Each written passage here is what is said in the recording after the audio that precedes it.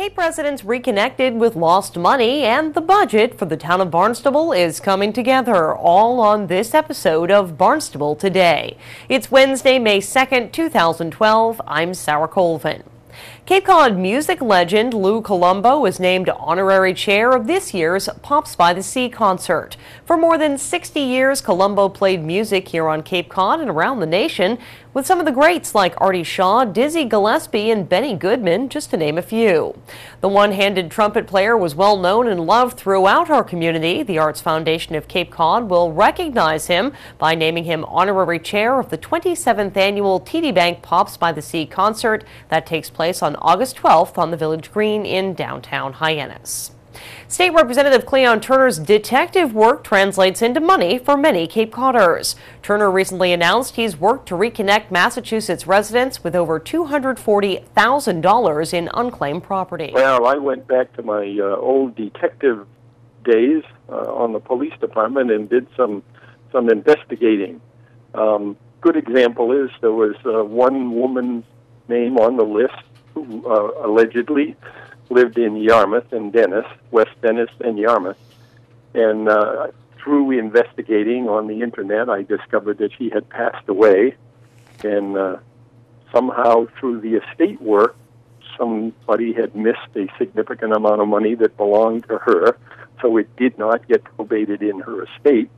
And the entity that held that account had to turn it over to the treasurer's office. So it had been there for a significant period of time. I ended up finding this woman's husband's name, who had also passed away. But in finding him on the internet, I found a connection to New Hampshire, contacted some people up there, discovered that the woman had a niece that took care of her for a long period of time who was now in Florida. So I ended up contacting her in Florida, and sure enough, she was the person who was entitled to this significant amount of money. So it's not a simple little task of taking the name and the address, because we got the names and the addresses from the treasurer's office, but if it was as simple as taking the address and contacting the people, the treasurer's office would have done that. So it takes some investigation to find these folks sometimes. Turner says it's not just cash, but securities and the contents of safe deposit boxes. We have two separate lists. The treasurer's office keeps two separate lists of cash and other kinds of property, such as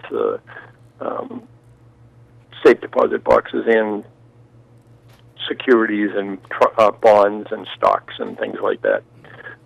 So the list that I've been working off so far, and I will continue this through the summer, is I've only been working off the money list at this point. You can find out for yourself if there's any missing money coming your way. Head to mass.gov/treasury and click on unclaimed property. Barnstable, meanwhile, is working to craft the budget for fiscal 2013. Finance Director Mark Milne's got an update on the budgets for the Town Council, Town Manager, and Administrative Services. Pretty much finalized the budget at this point in time. We're putting together the file for the printers, and we'll be going to print very soon. So pretty much everything is all set as far as the appropriation levels for every department. So we can just start right at the top and work our way down. If you'd like, and starting with the Town Council. The Town Council's budget is relatively unchanged. It's only going up $66 over the 2012 budget level. It's a budget of about $276,000. We continue to fund that budget's going to include 2 full-time staff people, which is what they currently are appropriated for, as well as all of the council expenses. So there really is no material change in the Town Council's budget. Most of that budget's funding is provided from taxation, but the actual enterprise fund charges. We assess charges to our enterprise fund operations for several general fund operations to cover the cost of the support that they provide. And the town, enterprise fund matters routinely come before the Town Council, so it's only appropriate to charge a portion of their budget to the enterprise funds. And so those charges using the model that we have developed increase those charges by about $6,700 in total across all enterprise funds. And so that's basically going to reduce the amount of tax support needed to fund that budget next year. Yeah, the next one is the town manager's budget. There are no staff changes in the town manager's budget as well. They have 4.5 full-time equivalents, which will continue to be funded. We're proposing to continue to fund those positions in fiscal year 13. The budget, however, is going up $37,000, and that's mostly a result of the continuation of having to fund the contract amount for the former town manager through, I believe it's 9 months through fiscal year 13. So that's a one-time cost that'll be going away in fiscal year 14. So there is it's about a 6% increase for the town manager's budget.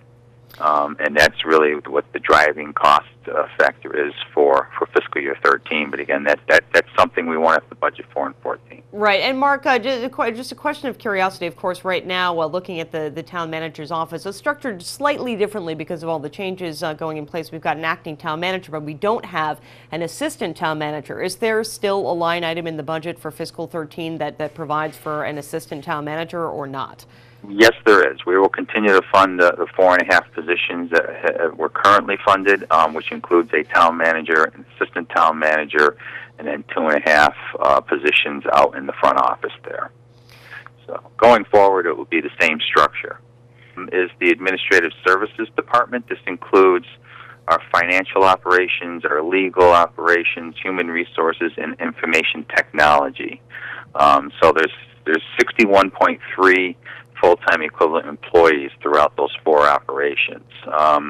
The back door or the back room type of operations of town hall, you know, the operations you don't see out in the streets delivering direct line services to the public. We kind of support all the other line service operations through what we do, through what this department does, administrative services. So that budget is going up 3.5%, or $176,000. No staff changes at all.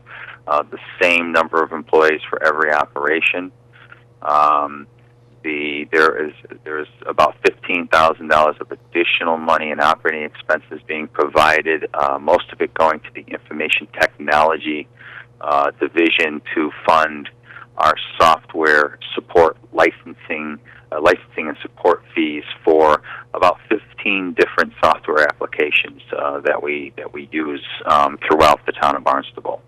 So every year, some of those vendors come increase their support and licensing fees, and we have to fund the additional costs associated with those. But there's no other changes to this budget.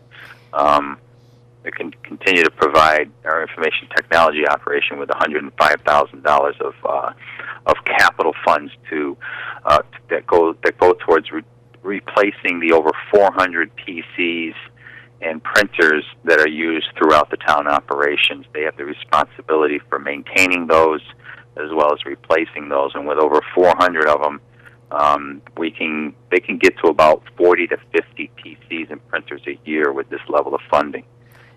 That also helps them provide create a redundancy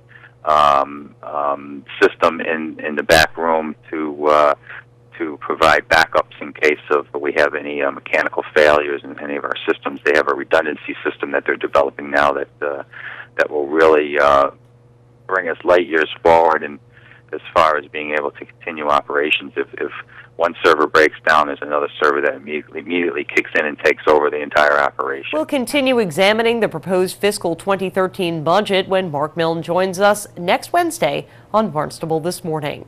With Barnstable Today, I'm Sarah Colvin.